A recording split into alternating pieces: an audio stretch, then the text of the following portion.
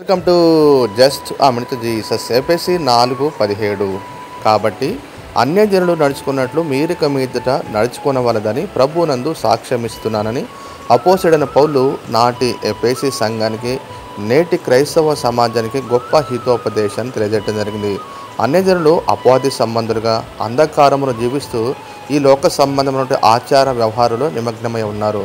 వారు విగ్రహారాధకులు, శరీర సంబంధం జీవితాన్ని అభ్యాసం చేస్తూ ఉన్నారు.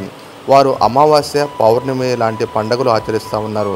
అమావాస్య పండుగ అనగా దీపావళి, పౌర్ణమి పండుగ అనగా రాఖీ పండుగ వారు లోక సంబంధంగా చేస్తున్నారు.